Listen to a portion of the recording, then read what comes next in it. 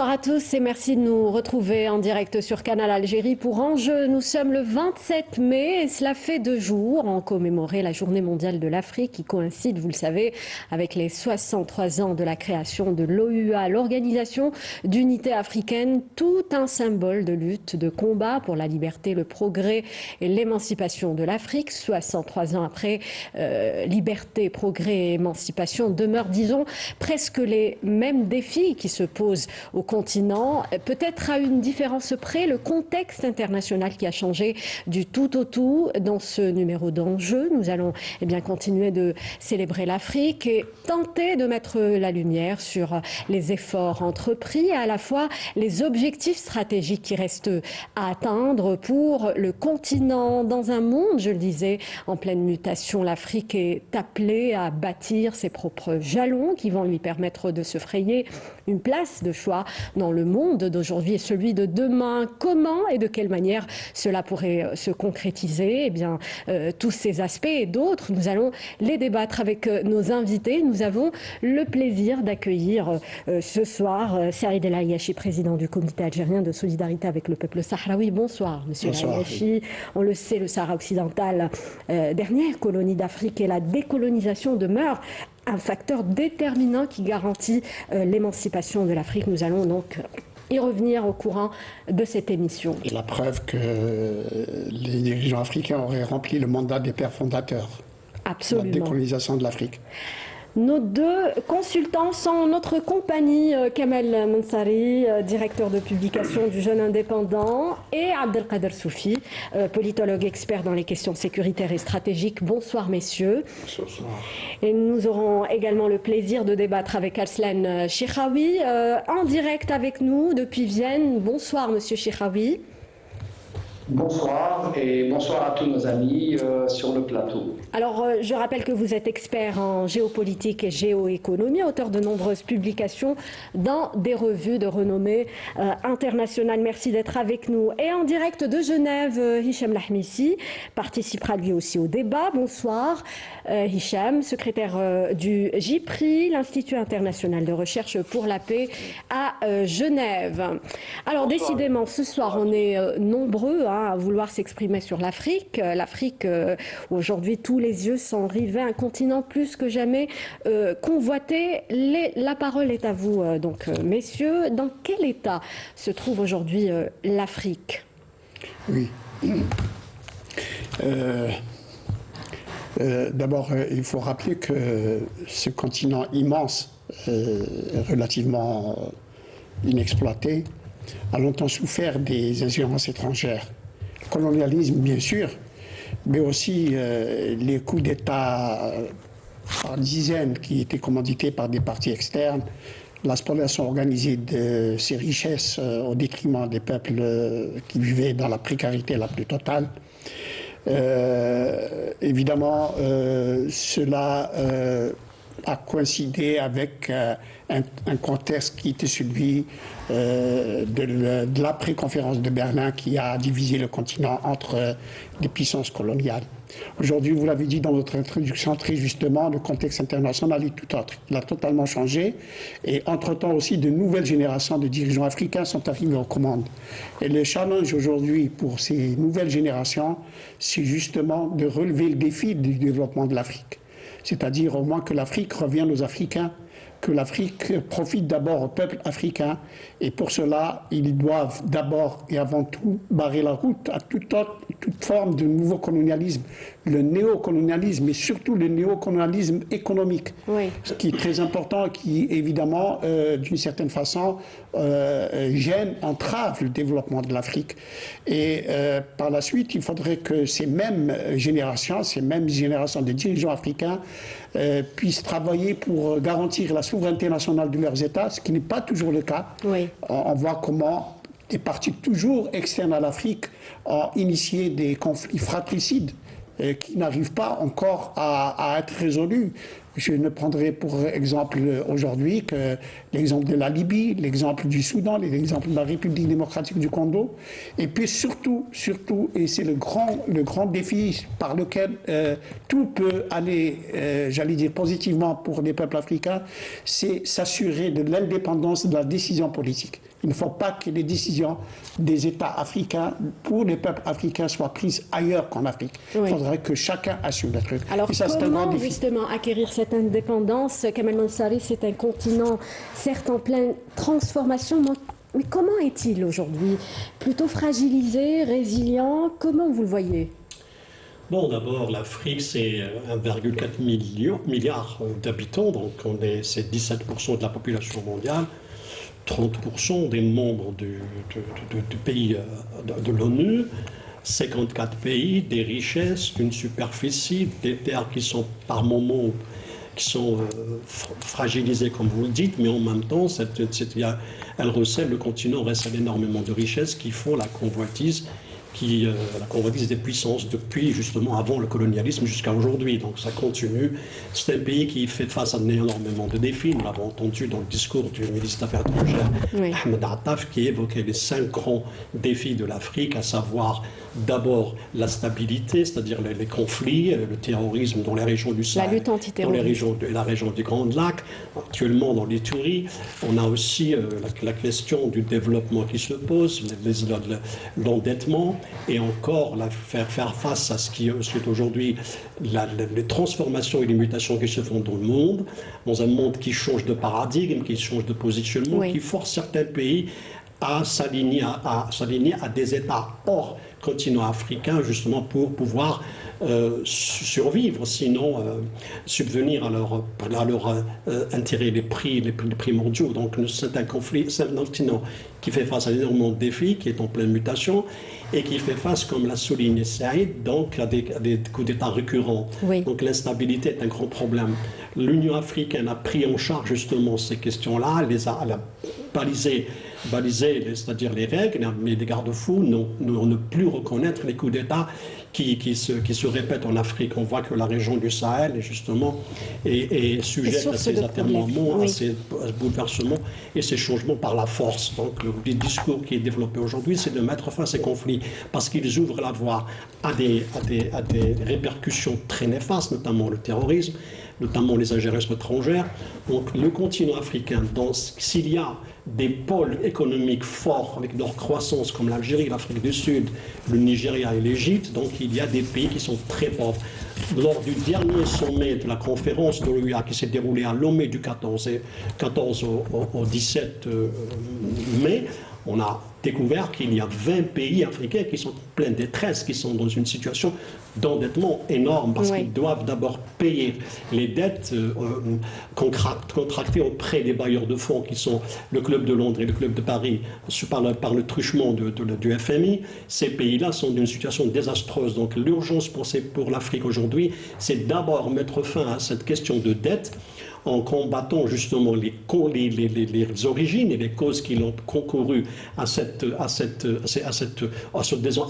endettement très très avancé, notamment la corruption qui devient endémique, les mauvais choix économiques et surtout les ingérences étrangères et la spoliation des richesses. Quand on voit les conflits qui se déroulent, comme je vous ai dit, dans la région de l'Ituri, on comprend que l'Afrique est aujourd'hui menacée non seulement dans son avenir et qu'il y a aussi une menace sur sa cohésion.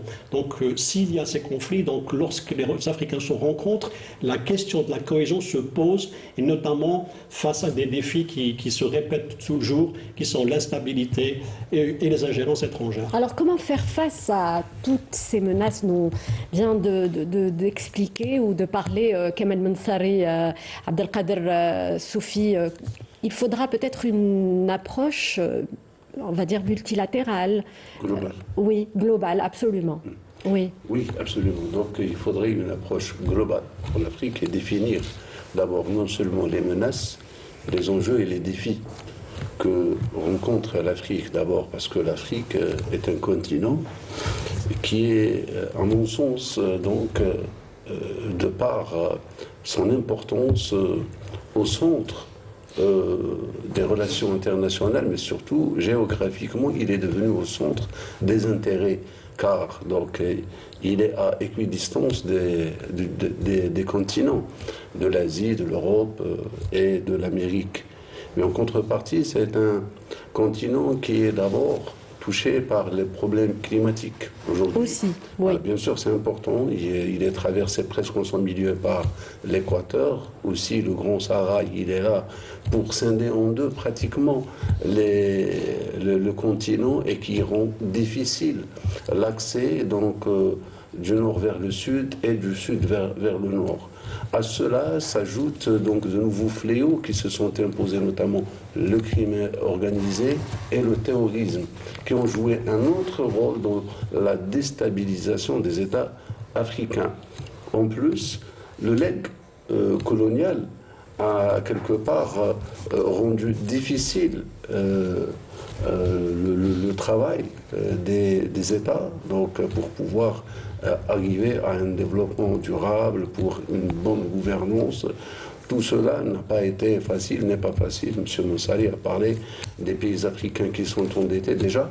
Oui, l'endettement est un quelle facteur solution donc, dans l'immédiat? Est-ce qu'il faudrait régler le problème de l'endettement ou aller chercher un développement? Dans les deux cas, on a besoin de ressources, on a besoin de chercher des bailleurs de fonds. Ceux-là ne font pas généralement les affaires des Africains, ce ne sont pas leurs oignons, car ils cherchent leurs intérêts. Oui. Donc, faisons un diagnostic à partir de cela. Et avec toutes ces conflictualités qui sont nées de par justement ces causes-là qui ont engendré pauvreté, problèmes sanitaires, guerre sociétale, des guerres d'intérêts. Je pense que le discours prononcé par le ministre des Affaires étrangères a un peu résumé les défis de l'Afrique, donc que ce soit sur la scène politique internationale, que ce soit sur l'enjeu sécuritaire, mais aussi l'enjeu de développement. Il appartient aux Africains, vous savez, ce n'est pas fatal, ce n'est pas une fatalité que de se retrouver dans cette situation, car des États pauvres, ils n'ont pas choisi d'être pauvres. Oui. Mais leurs conditions, il leur appartient de la développer. C'est ce que, je pense, le grand défi pour les Africains, c'est de travailler communément à chercher les meilleurs moyens, les meilleurs atouts qui puissent exister ça et là, et les conjuguer ensemble afin d'émerger ensemble. C'est une question de ressources humaines. Exactement. Si l'Afrique a été injustement j'allais dire, mise à l'écart, il lui appartient de sortir du placard et revenir sur la scène internationale, car aucune personne, aucun État, aucune organisation ne songerait ni penserait aux intérêts de l'Afrique, si ce n'est les Africains eux-mêmes. Sur quelle stratégie devrait-on justement compter aujourd'hui? Je m'adresse justement à Arslan Chiraoui. Arslan Chiraoui qui est souvent en déplacement à l'étranger. Alors comment vous voyez ce continent, vous, et comment les autres acteurs du monde le voient? À quel regard porter sur ce continent dans un contexte nouveau? On l'a dit, on fait face ces dernières années à une accélération des événements, Arslan Chiraoui, à l'échelle internationale, sur tous les plans politiques, économiques. Est-ce qu'en Afrique, on parvient tout de même à s'adapter à ce qui arrive autour de nous? Merci beaucoup. En fait, je souhaiterais juste compléter ce qui a été dit autour du plateau. D'abord par dire que l'Afrique a été un continent qui a été conquis. Donc il y a eu toutes les colonisations, etc. Et aujourd'hui, ce même continent est miné par ce qu'on appelle des conflits d'intensité variable. Alors, tous ces conflits d'intensité variable sont dus à plusieurs facteurs.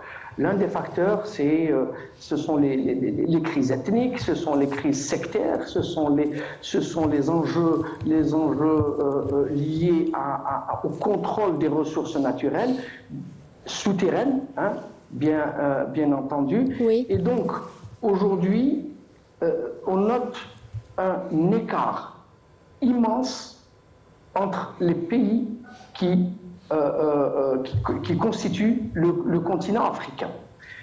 De l'autre côté, alors le gros problème aujourd'hui qui est au centre, qui est le point nodal, c'est la gouvernance. Il y a un problème de gouvernance au sein des différents États de l'Afrique. Cette gouvernance, elle est minée par tous les fléaux. Ça a été dit par le fléau du terrorisme, etc. Mais j'ajouterai un élément très important, le fléau de la corruption. Parce qu'en fait, les acteurs extra-régionaux de puissance ont entretenu cette situation pour laisser l'Afrique dans un état tel qu'il est aujourd'hui. D'accord ? Dans un état de déliquescence. Et deuxième élément, c'est que l'Afrique n'avait pas de porte-voix. Sa voix n'était pas représentée assez. Absolument, ni représentée, ni entendue au sein des instances internationales. Donc, effectivement, aujourd'hui, je dirais, les pays industrialisés, les pays, l'Occident en général, regardent le continent africain comme, encore une fois, une source de ressources et d'énergie. D'accord ? Pourquoi ? Parce que l'Afrique regorge de minerais stratégiques, regorge de minerais critiques, oui.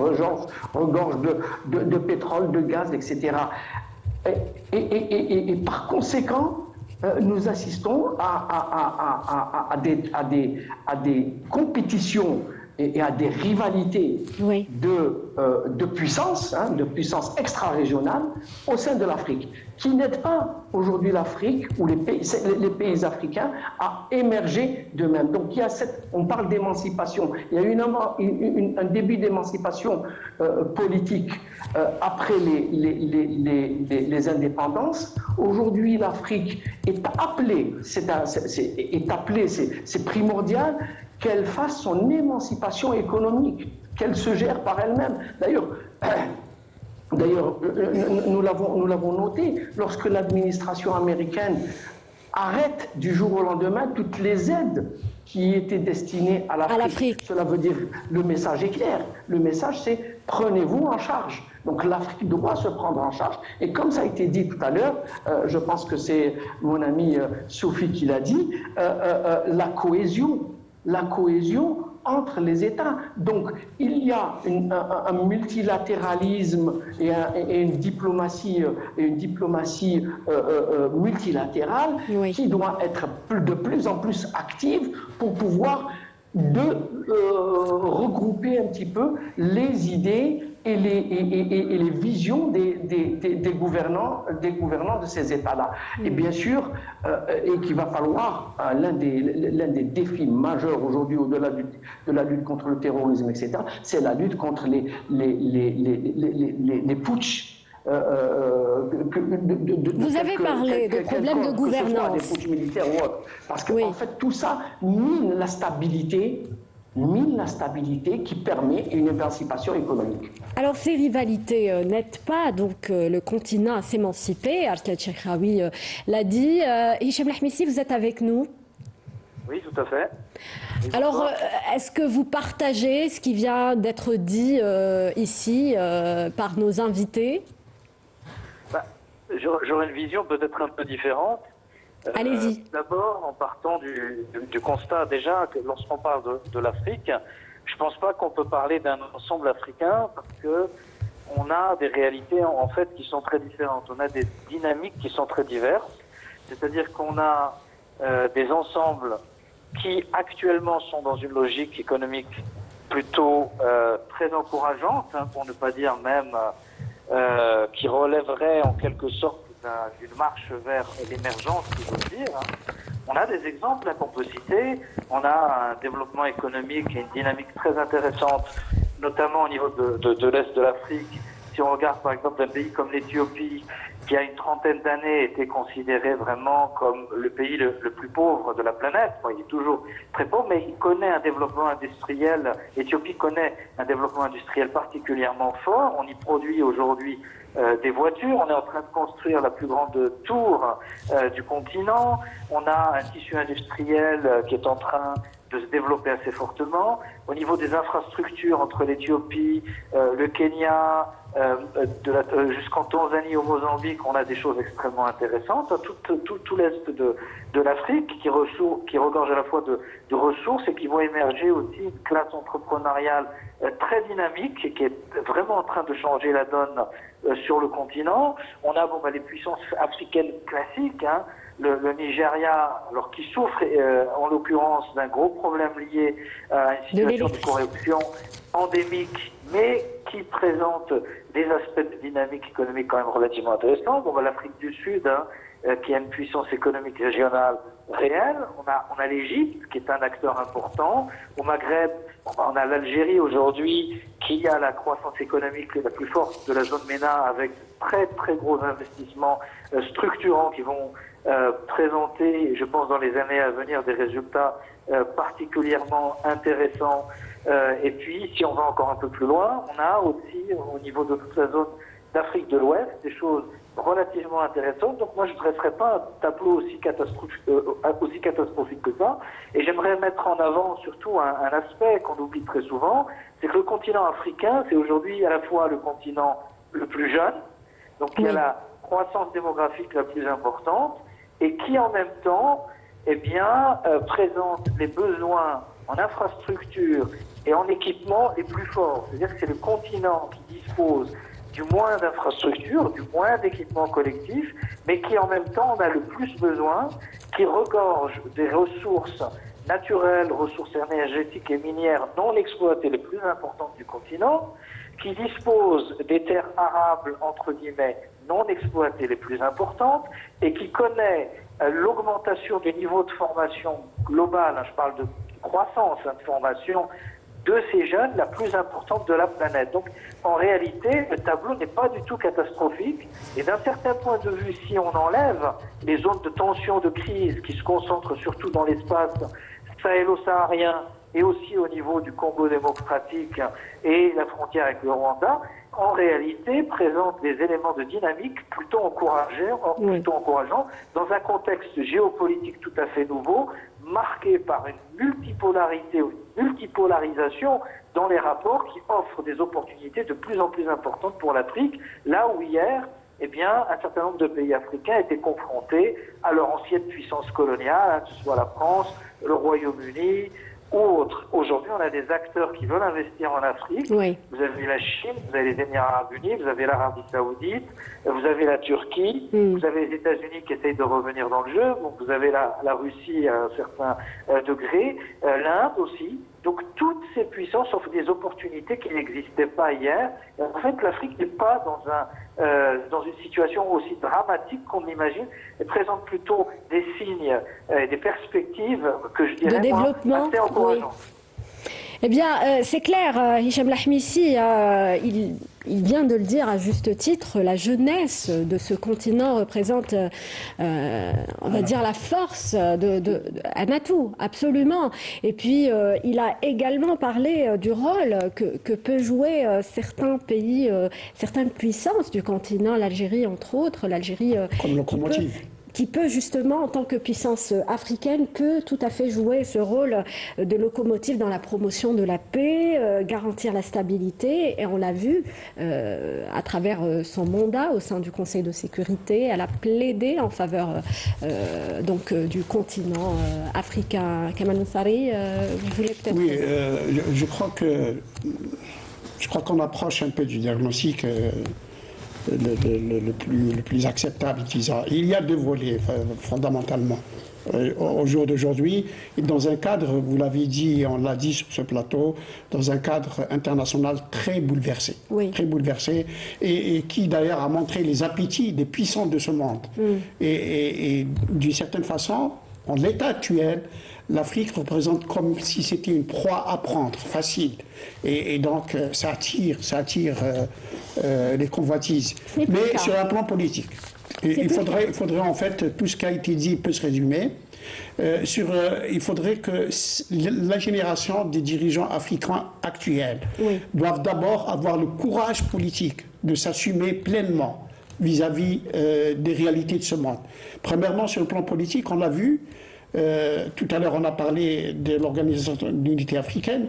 Il faut rappeler que l'Organisation de l'Unité africaine, l'objectif principal, c'était la décolonisation de l'Afrique. Nous étions en 1963. Beaucoup de pays africains n'étaient pas indépendants encore. Mais hélas, aujourd'hui, il reste encore un pays qui est colonisé, la République arabe sahraoui démocratique, qui est membre de l'Union africaine. Et au niveau de l'Union africaine, il n'y a pas de leader, il n'y a pas de courant, il n'y a pas de force qui doit imposer, juridiquement parlant, la décolonisation du Sahara occidental, alors que l'acte constitutif de l'Union. Sur le chapitre décolonisation, on va continuer un peu sur...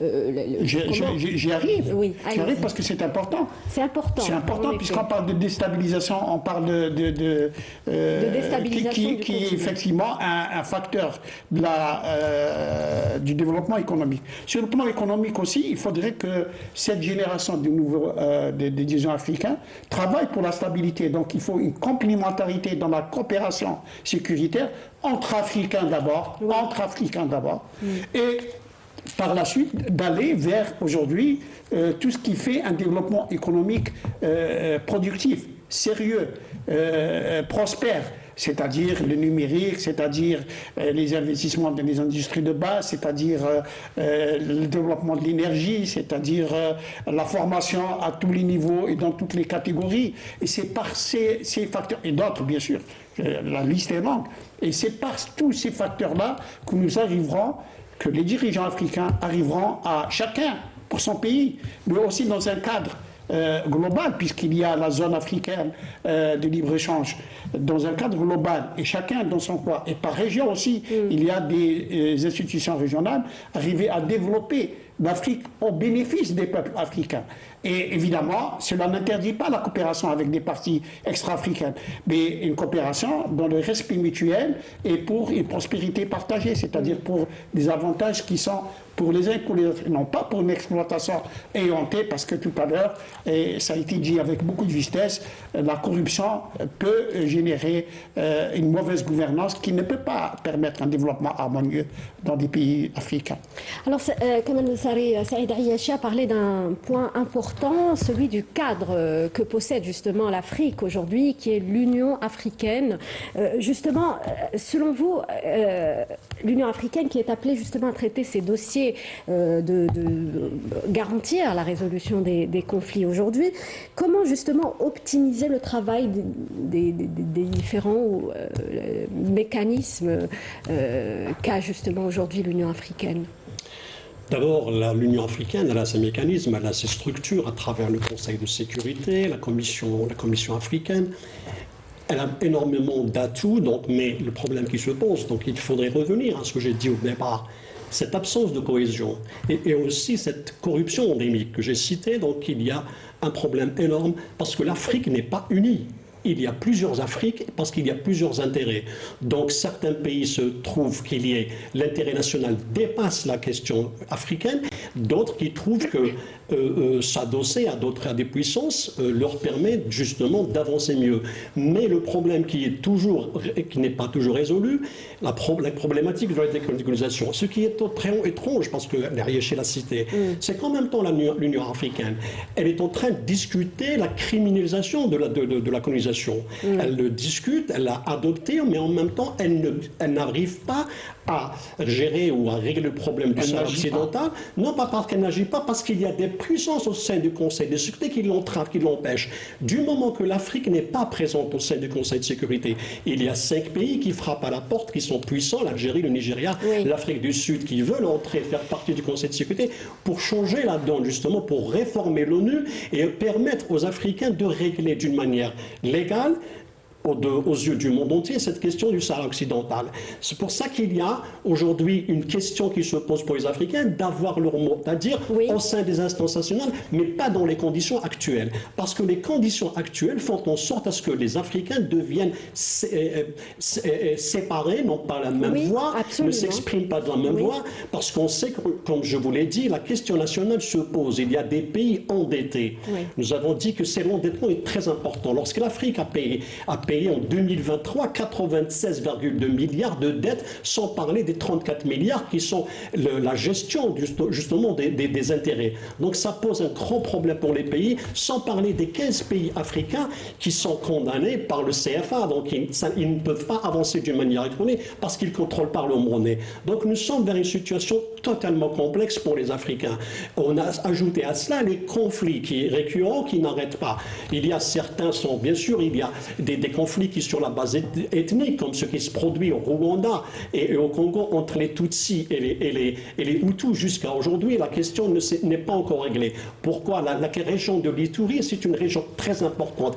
Il y a des acteurs étrangers qui se mêlent dans ce conflit-là parce que la région de l'Ituri est une région qui recèle du zinc, qui recèle du cobalt, du coltan. Tous ces minerais sont très importants pour les industries de pointe, notamment l'aérospatiale, l'industrie automobile et surtout la technologie. Vous voyez un peu dans quel état se trouve l'Afrique aujourd'hui. Alors pour arriver à régler des conflits ou s'imposer sur le plan international, il faudrait qu'il y ait d'abord, non, je voudrais, quand je dis il faut, ça veut dire c'est presque un souhait parce que ça dépendra des décideurs. Nous avons parlé du problème de gouvernance. L'Afrique a essayé de régler le problème de la gouvernance à travers l'initiative du NEPAD, pilotée par l'Algérie, l'Égypte, l'Afrique du Sud et le Nigeria. C'était une excellente initiative qui a été vraiment applaudie par le G7 et tout. Mais qu'est-ce qui s'est passé? D'abord, les Européens ont exigé à ce qu'il y ait une bonne gouvernance et on a créé le comité des sages qui devait justement s'assurer à ce que les États africains arrivent à maintenir ou à imposer des règles de bonne gouvernance. Tout cela a été bon au départ, mais il y a eu d'abord la question du printemps arabe au nord de l'Afrique et puis il y a eu des coups d'État qui n'arrêtent pas en Afrique, qui ont contrarié cette ambition d'arriver à exécuter, réaliser, concrétiser tous les programmes du NEPAD, qui était basé à la base, qui était basé justement sur le développement et surtout sur l'interaction. La ZLECAf est une idée qui est justement née du NEPAD, parce que l'Algérie, elle a toujours parlé du marché arabe. Quand elle a trouvé que le marché arabe ne se concrétisait pas en raison du conflit, elle s'est retournée vers justement l'Afrique. Et c'est pour cela que Attaf parle de cette dimension africaine. Il y a des discours aujourd'hui qui parlent de panafricanisme, mais attention, l'Afrique n'est pas unie. Quand on voit, surtout sur le plan politique, il y a des pays qui sont pro-israéliens, d'autres qui sont pro-palestiniens. Donc on voit un petit peu déjà cette divergence qui s'impose et qui a des influences justement sur les décisions politiques prises ou économiques prises par les États africains. On revient toujours au fait que les positions ne soient pas aujourd'hui harmonisées au sein de l'Afrique. Les analystes le disent. Est-ce qu'on peut aller au-delà aujourd'hui, Abdelkader Soufi? Allez, en fait, moi je dis, il faut chercher toujours les causes qui ont conduit justement à cette divergence. Pourquoi, à un certain moment, les Africains étaient unis, on va dire, les années 60, l'organisation de l'Union africaine a été créée. Il y avait cette forme de révolution contre toute forme de colonialisme, d'apartheid. On pensait grand, on pensait africain. Puis à un certain moment, on retombe dans le néocolonialisme. Ce néocolonialisme n'est pas forcément le colonialisme traditionnel qui revient sous une autre forme, mais c'est le chaos, le désordre mondial et les intérêts des grandes puissances qui font que les pays les plus vulnérables payent les pots cassés. L'Afrique, elle reste, je dirais, dans l'histoire de l'humanité, quoique c'est le berceau de l'humanité, mais depuis l'indépendance, ça reste jeune, ça reste récent. Donc nous n'avons pas les mêmes réflexes, les mêmes moyens qu'autrui, c'est qu'en Asie, ou en Europe ou aux Amériques. Cependant, s'il y a certaines puissances ou certains États qui essayent de,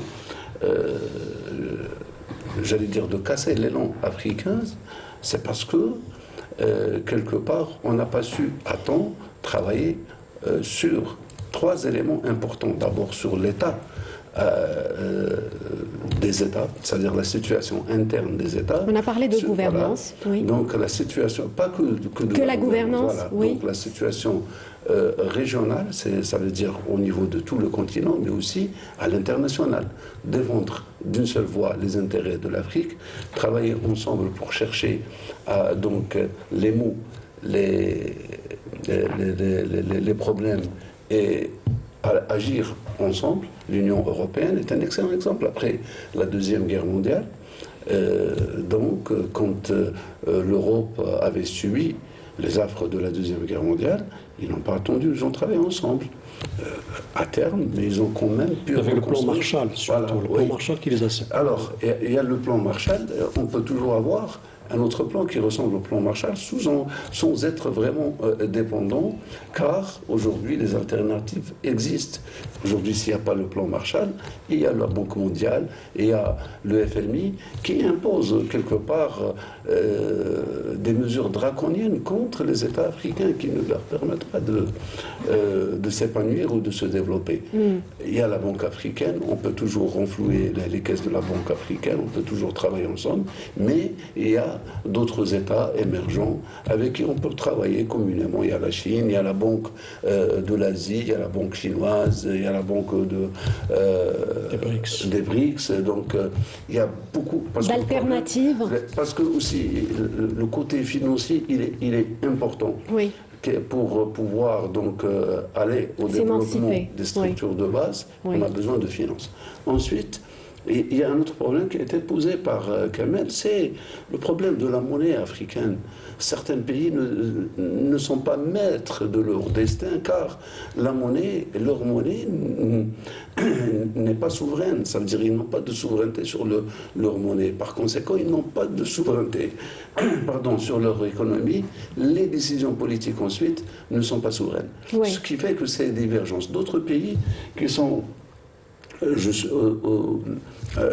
devant un dilemme, le dilemme sécuritaire, le dilemme de la faillite de l'État qui n'arrive pas à couvrir l'ensemble de son territoire sécuritairement, n'arrive pas à rendre le minimum vers sa population. Il devient dépendant de certains acteurs maléfiques tels que l'entité sioniste ou d'autres États qui essayent donc justement d'en tirer profit de cette situation de faiblesse de ces États. Oui. Non pas parce qu'ils veulent donc avoir un intérêt en plus, mais surtout donc casser l'élan de l'Union africaine. C'est au-delà de casser l'élan des puissances africaines, notamment par exemple l'Algérie, l'Afrique du Sud, qui sur la scène internationale évoquent le réveil de l'Afrique, mais aussi sont quelque part la conscience africaine et qui poussent vers la perception de la situation, et l'éveil un peu partout de l'Afrique ne vient pas, comme je le disais au départ, de l'extérieur, mais vient de l'intérieur,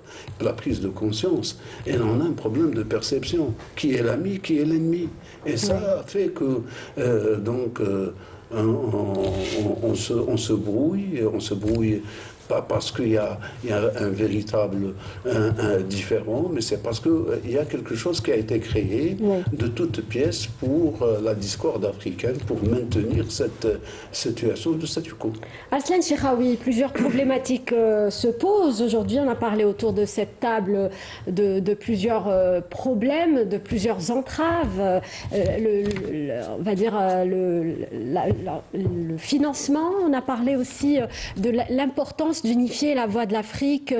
Comment aller au-delà de tout ça, monsieur Aslan Chiraoui? On a parlé, de l'endettement, excusez-moi. Tout à fait. Oui. Je vais être un peu très réaliste, parce qu'il faut à un moment donné être réaliste. Il y a des réalités qui sont là. Ça a été dit, je vais le dire différemment, et je vais répondre à votre question. Oui. Premièrement, il y a plusieurs tendances en Afrique. Ces tendances-là sont liées à une francophonie, des pays membres du Commonwealth, etc. Donc il y a plusieurs tendances. Donc unifier ou essayer d'unifier les positions, ça demande beaucoup de temps, beaucoup de diplomatie, beaucoup de travail de dialogue, d'accord? Oui. Mais en même temps, lorsqu'on parle d'émancipation économique, nous disons qu'il faut une stabilité pour pouvoir avoir une émancipation économique. Très bien. Ceux qui veulent tirer profit des ressources de l'Afrique s'intéressent à maintenir des statu quo, tels que le statu quo sur la question du Sahara occidental, mais également tentent de maintenir ces pays sous tension. Et ces tensions-là sont les conflits à intensité variable.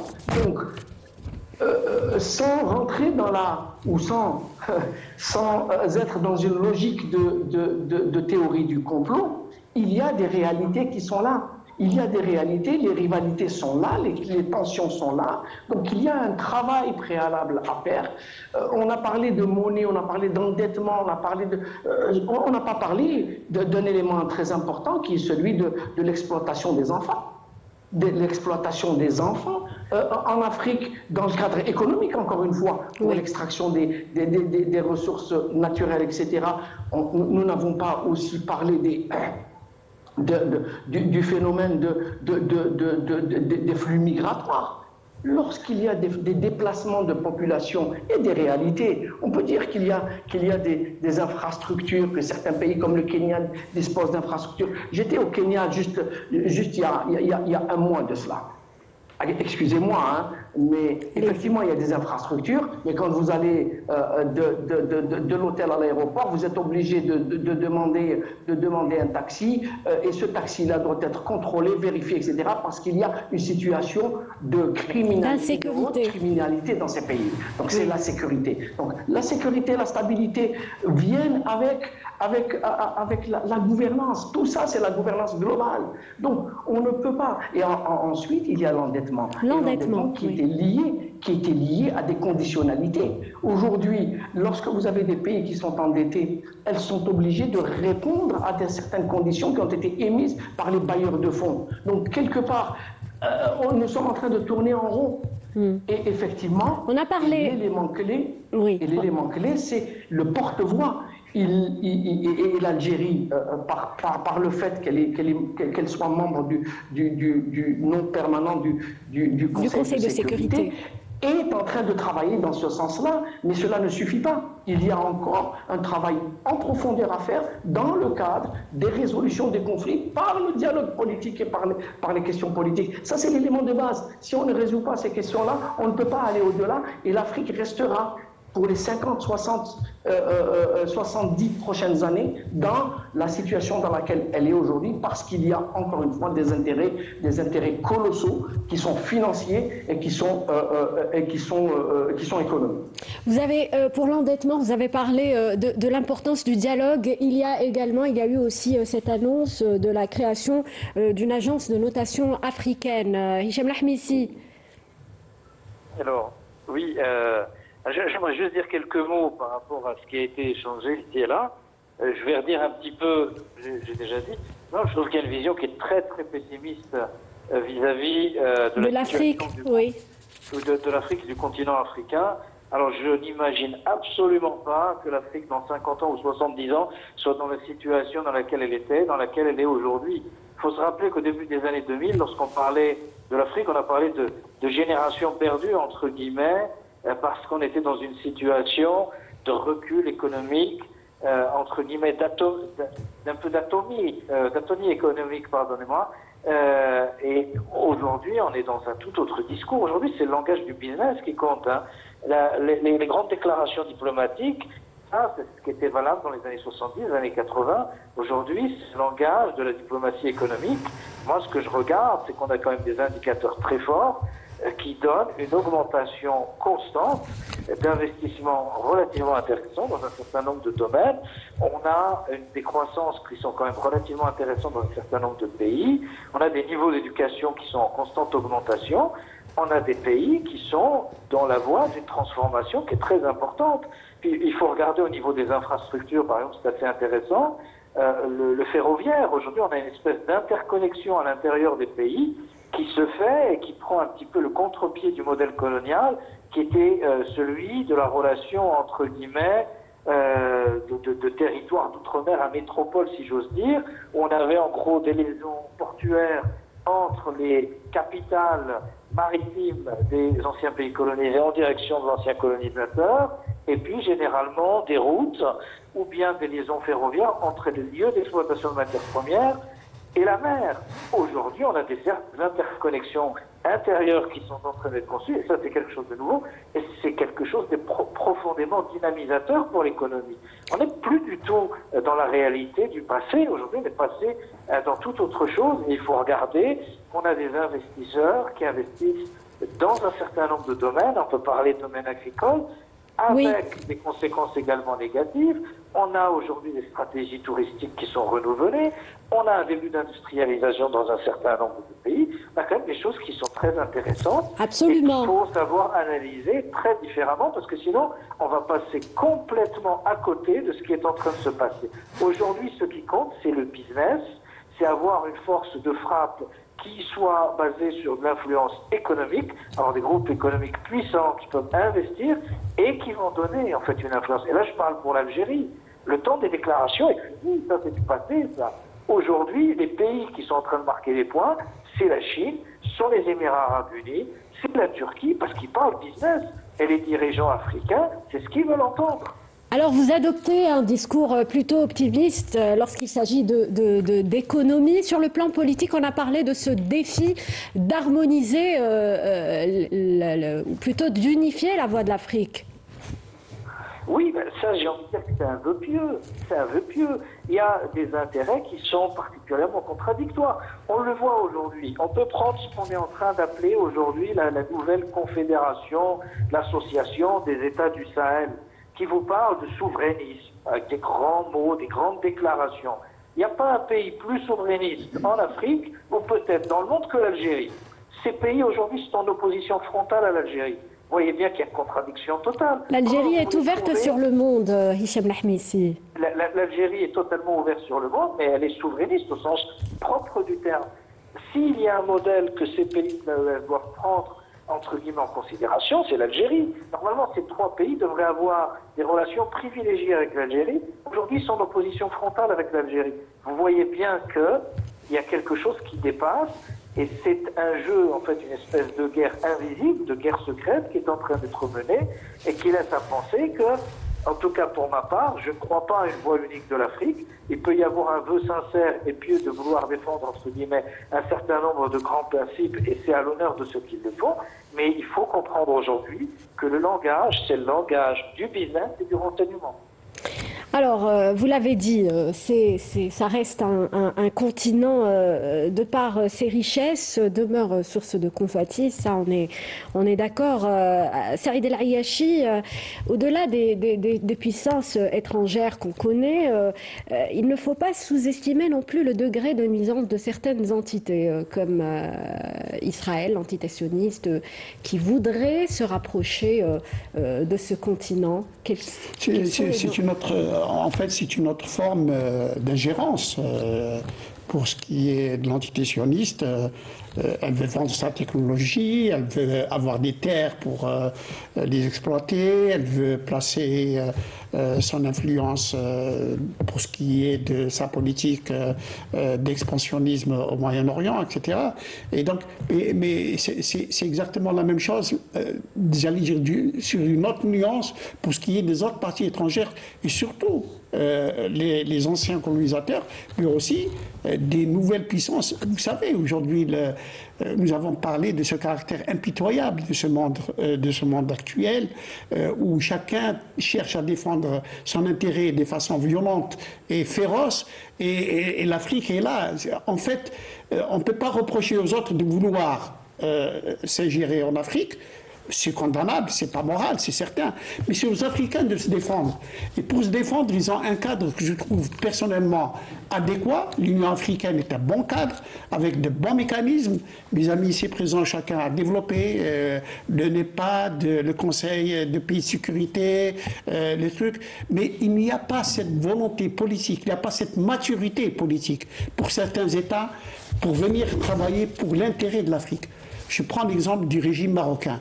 Le régime marocain qui a quitté l'OUA en 1984 et qui est revenu en 2017 n'est pas revenu pour travailler dans l'intérêt des pays africains. Il est revenu pour exclure de cette entité continentale la République arabe saoudite démocratique. Vous savez, ce n'est ni de l'économie, c'est de la basse politique, pour ne pas dire du colonialisme. Et donc, tant qu'il n'y a pas cette maturité politique, cette discipline à l'intérieur de l'Union africaine.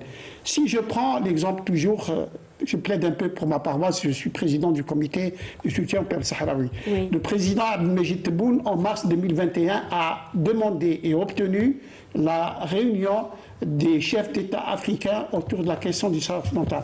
Il a demandé expressément, clairement, publiquement, que ce soit prise des décisions concrètes, applicables sur le terrain, afin de trouver une solution définitive à ce conflit. Oui, la réunion a eu lieu, les décisions ont été prises, mais elles n'ont jamais été exécutées. Et donc, c'est encore une fois, alors que l'acte constitutif de l'Union africaine est très clair en ce problème-là. Et donc, vous savez, il y a mes amis ont parlé de... C'est une citadelle colonialiste que certains pays ne puissent pas avoir une monnaie nationale. On ne peut pas se développer si on n'a pas une monnaie nationale. Le professeur Abdelkader l'a dit tout à l'heure. Oui. Et donc, tant qu'il n'y a pas tous ces paramètres, et ces paramètres viennent d'une complémentarité à l'intérieur de l'Union africaine pour justement barrer la route. Il faut retenir les leçons du passé, barrer la route à ces puissances extra-africaines. Je ne suis pas contre la coopération. Il y a eu dernièrement, vous le savez, le sommet Union européenne, Union africaine. Oui. Et en toute responsabilité, en tout cas publiquement, on a parlé de la coopération sur la migration, la coopération économique, la coopération sécuritaire, c'est très bien. Mais après, la façon de les mettre en musique, ça veut dire les mettre en œuvre, ça c'est autre chose. Et à ce moment-là, oui, il y a des dérives, il y a des dérapages, il y a même, tant qu'il n'y a pas ces États africains qui, j'allais dire, agissent en toute conscience et pour le bien de leur peuple, il y a problème. Il y a problème et évidemment, on prête le flanc à des initiatives comme celle, s'il n'y avait pas l'Algérie, l'Afrique du Sud, on aurait une entité sioniste qui serait à l'intérieur de l'Union africaine. Bon, moi, je voudrais justement ajouter un propos du rôle de l'Union africaine. La question du Sahara occidental, elle relève du cadre de l'OUA, mais en même temps l'ONU, donc elle est extra-africaine aussi, donc c'est pour cela qu'il y a deux puissances qu'on connaît, donc les États-Unis et la France ont pris position, notamment avec l'ancien colonisateur du Sahara occidental, de faire en sorte à ce que balayer justement pour payer le plan de paix qui a déjà été décidé et qui a amené les deux belligérants justement à négocier depuis 91-97 jusqu'à aujourd'hui. Mais puisqu'il y a des puissances qui violent la légalité internationale, on arrive au résultat qu'on connaît aujourd'hui s'agissant du Sahara occidental. Mais pour revenir à la question africaine, cette question, c'est-à-dire la question de la souveraineté ou des décisions politiques, sinon arriver à ce que les peuples se prennent en charge, comme le disait Ayachem. Il y a un problème énorme pour les Africains, c'est celui du sous-développement. Dans le cas de la division internationale du travail, ces pays africains ont été maintenus dans une situation de pauvreté. On leur interdit même, il y a eu même le sommet du COP23 dans lequel on disait aux Africains de ne pas polluer, alors que la pollution en Afrique c'est 0,2. C'est-à-dire on interdit même aux Africains de s'industrialiser. Alors les grands pollueurs continuent à faire ce qu'ils veulent, les Américains en tête, donc ils polluent. Et les Africains on leur interdit même de s'industrialiser alors qu'ils ont les potentiels et les moyens. On a l'exemple par exemple du Botswana qui a transformé son industrie diamantifère en un exemple de croissance. Mais il y a d'autres pays qui ont de la croissance mais qui ont des dettes. C'est-à-dire que lorsque vous avez une croissance de 6% par an et que vous avez une dette à payer avec un taux d'intérêt de 14%, donc vous êtes dans une situation de déséquilibre. Donc même, vous ne pouvez même pas vous financer sur le plan local, encore moins faire des projets internes. Donc vous avez toujours recours à des banques extérieures. Mais pour recourir aux banques extérieures, vous avez les agences de notation. C'est-à-dire pour répondre à votre question sur la question de notation, on a des agences de notation qui élèvent le risque, qui surévaluent le risque Afrique pour décourager les investisseurs à faire des investissements directs. Voici le piège dans lequel est maintenue l'Afrique. C'est pour ce cas qu'il faut avoir une agence de notation qui décide, qu'elle soit africaine, qui décide des risques et des potentialités et du taux et la qualité des crédits et en même temps de leur nature. Donc si on arrive à ça, c'est-à-dire arriver à à souverainement créer cette dynamique, on arrivera de se détacher des grands argentiers et justement de cette loi, de ce épée de Damoclès qui est posée sur les Africains, celui des agences de notation. Parce qu'on ne vous donnera jamais de crédit, c'est les agences de risque, des assurances notamment, et les bureaux de conseil, les courtiers, s'ils ne vous disent pas que vous n'êtes pas solvable, donc ils ne vous donnent rien. Donc les Africains retournent l'Algérie, essayent d'aider du mieux qu'elle peut. Elle a effacé les dettes, elle est en train d'investir dans les banques, elle a ouvert des banques en Afrique, et justement, mais ça ne suffit pas. Pourquoi? Parce qu'en même temps, il y a des pays qui croient qu'aller d'aller s'adosser à des puissances, c'est le seul moyen d'arriver à subvenir à leurs besoins, donc les plus élémentaires. Mais on voit aujourd'hui que l'Afrique est dans une situation très fragile. Pourquoi? D'abord, le Covid a fait ses dégâts, et ensuite la guerre en Ukraine. 68% des pays africains dépendent du blé ukrainien et russe. Donc ça a créé un autre problème qui est celui de la famine qui a été posée au sein de l'Union africaine plusieurs fois pour pouvoir arriver justement. Donc il y a énormément de problèmes complexes. On peut parler de terrorisme, on peut parler de conflits internes, d'instabilité politique. Alors on va donner la parole peut-être à la question essentielle, c'est que l'Afrique doit se gérer par les Africains lorsqu'il y a une cohésion. Mais pour le moment, elle n'est pas acquise. Oui, trouver des solutions africaines au problème africain n'est pas seulement un slogan creux, c'est un principe qu'il faudra justement appliquer. Aujourd'hui, Abdelkader Sofi, je vais vous épargner l'aspect économique développé par Kamal Mensari. J'aimerais revenir sur le degré de nuisance, la présence de l'influence de certaines entités, Israël, entre autres, Israël, il faut ajouter les Émirats, s'il vous plaît, parce que là, on voit notre pouvoir. Il y a un réseau qui aidé par un partenaire, leur partenaire, qui est justement la monarchie marocaine aujourd'hui. Oui, en fait, je voudrais rebondir sur quelque chose qui a été dit, je pense, par Hicham Lahmissé, c'est le problème de la souveraineté en Afrique. Donc il y a deux États qui sont des modèles en Afrique, en fait. Il y a l'Algérie, donc qui peut être un modèle excellent pour les pays, exactement, et aussi pour l'Afrique du Sud, qui a été démontré récemment lors de la visite du président Cyril Ramaphosa aux États-Unis d'Amérique, qui a pu déjouer toutes les trimperies qui lui ont été posées. Donc, le problème aujourd'hui en Afrique, par rapport à l'ensemble des éléments que nous avons suscités ici, et qui ont fait que ces États africains sont devenus dépendants de certains acteurs, certains enjeux. Aujourd'hui, l'entité sioniste qui est en train de trouver son terrain en Afrique, notamment au Maroc, et malheureusement au Sahara occidental aussi, parce qu'il y a aussi des biens qui sont spoliés des Sahraouis, qui sont chassés de chez eux pour donner ces terres aux sionistes. Il y a même des villes qui ont été créées au titre de certaines villes sionistes dans les territoires occupés en Palestine. Ensuite, il y a quelque chose de très important, Kamal Moussaré a dit, le rôle qui est joué par les États, enfin les Émirats arabes unis, et qui constitue aujourd'hui, il faut le dire, un réseau. Donc un réseau qui est notamment entre le Maroc, les Émirats arabes unis et l'entité sioniste, et qui sont en train de jouer un rôle de sabotage de la région du Sahel, il faut bien préciser. De la région du Sahel. Et si certaines conflictualités, aujourd'hui on les voit, les trois pays du Sahel sont en conflit avec la CEDEAO, les pays de la CEDEAO, ils ont été donc dans une conflictualité avec l'Algérie. Le Mali aujourd'hui est en conflictualité aussi avec la Mauritanie.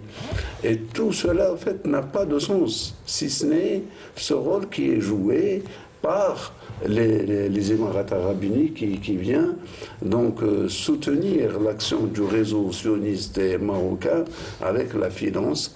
Et il y a un retour, c'est vrai, il y a le retour, il est clair, il y a des enjeux Enfin, pour moi, il y a deux enjeux. Hein. Le premier, c'est comment spolier les biens dans cette région, notamment l'or, le plutonium, et j'en passe. Et le deuxième, c'est quelque part faire un containment pour l'Algérie, déstabiliser l'Algérie sur l'ensemble de cette frontière. Donc, si on arrive à régler le problème de souveraineté, ça veut dire que les États africains puissent agir souverainement par rapport aux questions africaines. Je pense qu'on va gagner, faire un bond et gagner beaucoup de temps pour pouvoir développer. Parce que c'est vrai que nous avons vu le côté vide du verre ou de la bouteille, mais il y a un travail qui a été fait en Afrique, il y a une évolution extraordinaire qui se fait. Il ne faut pas oublier que l'Afrique a la ressource naturelle, mais elle a la ressource humaine. Elle a la ressource humaine ici en Afrique et partout à travers le monde qui peuvent jouer un rôle prépondérant dans ce développement. Arslan Cheikhaoui, au moment où l'Afrique doit justement se concentrer sur l'essentiel, et on l'a dit tout au long de cette émission, faudra-t-il justement accorder de l'intérêt à ces, on va dire, à ces pays ou à ces on va dire à ces entités nocives qui tournent autour du continent? Tout à fait. Et en fait, on l'a dit depuis tout à l'heure, l'Afrique est minée par ces entités, notamment l'entité sioniste, qui trouve son cheval de Troie qui est le Maroc. Donc quelque part, chacun de ces entités, c'est bien dit, j'aime bien, y compris moi je considère que les Émirats arabes unis sont une entité malicieuse qui œuvre dans ce sens-là. Mais effectivement, comment trouver des solutions à tout cela? Encore une fois, je reviens au point de départ. Je te tiens, tu me tiens par la barbichette. Mais en fait, les gouvernants de certains pays africains sont tenus, soit par l'endettement, et donc c'est le cercle vicieux, ou par, encore une fois, et on ne cessera pas de le dire, par le phénomène de la corruption. Il est plus qu'endémique, je vous assure qu'il est plus qu'endémique. Il a dépassé les limites. Et le phénomène de la corruption est un élément qui favorise la pénétration de ces entités au sein de certaines régions qui sont un enjeu, encore une fois, économique pour ces puissances occidentales, puissances industrialisées qui continueront à se développer. Donc il y a un intérêt d'étouffer l'Afrique, d'étouffer d'abord la voix de l'Afrique, mais également de l'étouffer sur le plan physique, et on l'étouffe par un certain nombre de phénomènes. On revient à tous ces phénomènes que nous avons développés depuis tout à l'heure et qui sont des instruments utilisés pour pouvoir maintenir l'Afrique dans cette situation. Mais effectivement, encore une fois, j'insiste, la dimension politique, la dimension diplomatique sont des éléments importants. On ne peut pas rester focalisé uniquement sur le côté business. Le côté business est important, certes, mais il y a la dimension politique et la gouvernance vient avec la dimension politique. Hicham Lahmisi? Oui. Pour contribuer justement à ce que tout ce qui vient d'être dit. Si je dois réagir, alors, vous parliez de l'entité, c'est-à-dire Israël, par exemple. Moi, je ne crois pas qu'Israël ait les moyens financiers et certainement pas les moyens humains d'agir de façon importante sur le continent africain. Israël est plutôt sollicité, si on peut parler du régime du Mahven, par exemple, qui cherche justement à déstabiliser toute la région sahélo-saharienne en opposition à l'Algérie, dans une logique qui est une logique très claire de sabotage, en cherchant justement à mobiliser un certain nombre d'acteurs, dont ceux qui ont été cités, ceux qui ont la capacité économique, ce que n'a pas le régime de Marseille. Et Israël vient jouer un jeu, entre guillemets, d'apport dans ce qui représente un peu ses points forts, c'est-à-dire le renseignement, la technologie de surveillance, entre guillemets, Hein, on n'a qu'à penser au logiciel Pegasus, par exemple, la guerre électronique, toutes ces choses-là sur lesquelles bien, elle apporte en fait un support. Mais en réalité, le maître d'œuvre de tout ce qui se déroule, c'est pas Israël. Israël est sollicité. Israël est présent en Afrique, surtout pour surveiller, entre guillemets, les réseaux libanais, notamment en Afrique de l'Ouest, mais au-delà, elle n'a pas vraiment les moyens d'action, elle n'a pas les moyens d'agir. Parfait. Hicham Lahmissi.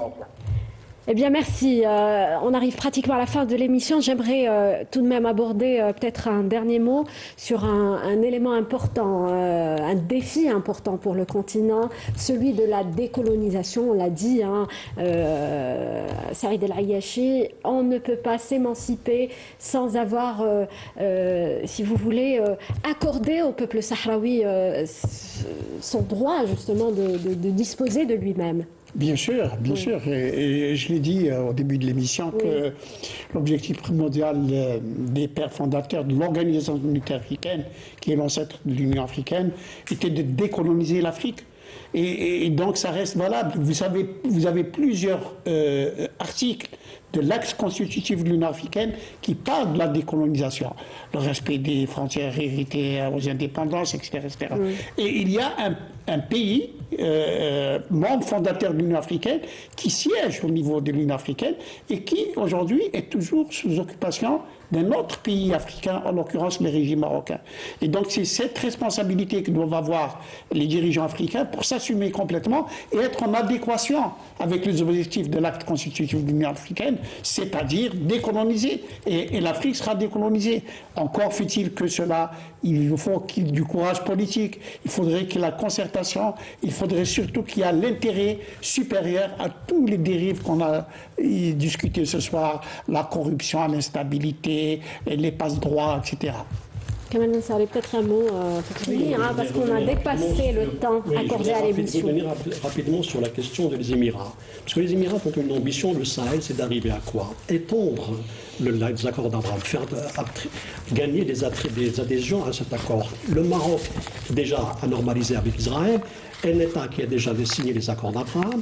Ils l'ont fait avec le Soudan et ils essaient aujourd'hui parce que le point faible des pays du Sahel, c'est quoi? C'est la question financière qui se pose. Et parce que ces États-là ont besoin d'une légitimité pour pouvoir trouver des financements et parce que ce sont des États qui sont nés d'un coup d'État, tu vois. Oui. Enfin, des régimes nés d'un coup d'État. Oui. Donc nous sommes dans une situation, ils s'accrochent sur qui? D'abord sur le...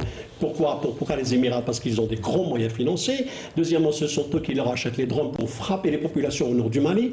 Et c'est cette réalité que les Émiratis veulent imposer. Nous vous soutenons, mais demain, adhérez-vous aux accords d'Abraham. Eh bien, merci. On va finir sur ce point. Merci à vous, donc Kamal Nansari. Merci Abdelkader Soufi. On remercie également Saïd El-Ayachi. Merci pour votre éclairage. Aslan Chirhaoui qui était avec nous en direct depuis Vienne. Merci pour votre intervention avec nous dans ce numéro d'Enjeu. Et puis, on remercie également Hicham Lahmissi qui était également avec nous en direct depuis Genève. Merci à vous, chers téléspectateurs, de nous avoir prêté attention. C'est la fin de ce numéro d'Enjeu. Très bonne soirée sur Canal Algérie.